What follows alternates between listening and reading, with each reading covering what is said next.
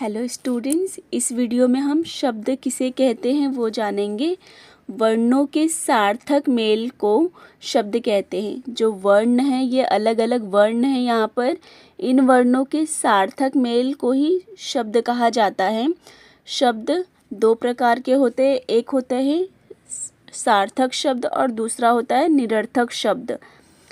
तो यहाँ पर जो ये गुलाब शब्द है ये 1 2 3 4 5 6 वर्णों से मिलकर बना है।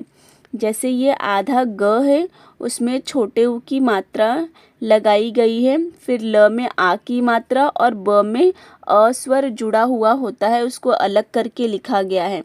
तो इन 6 वर्णों के मेल से एक शब्द बना है गुलाब।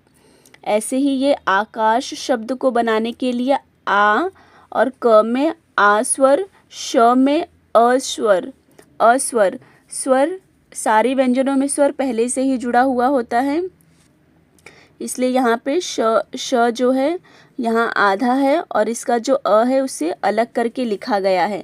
अगर अ को जोड़कर लिखा जाएगा तो नीचे श के नीचे हलंत नहीं आएगा।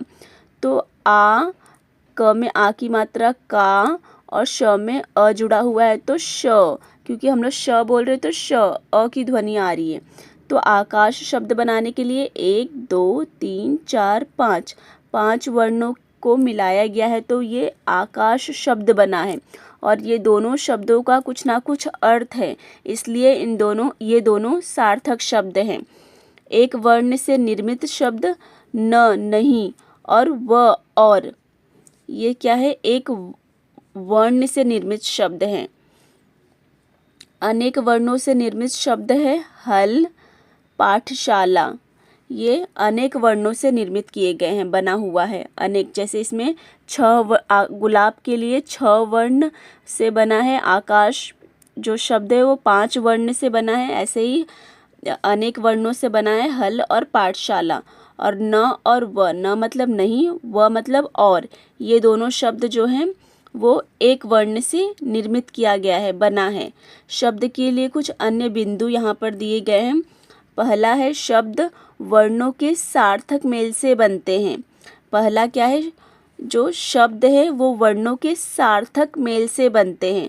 दूसरा पॉइंट है शब्दों का एक निश्चित अर्थ होता है। तीसरा है प्रत्येक शब्द का अपना स्वतंत्र अस्तित्व होता है, ठीक है, और जो शब्द है उसका कुछ ना कुछ मीनिंग होता है, कुछ अर्थ होता है। ये वाक्य में प्रयुक्त होकर हमारे विचारों को प्रकट करते हैं। ये जो शब्द हैं सार्थक शब्द हैं उनका प्रयोग होता है वाक्यों में, और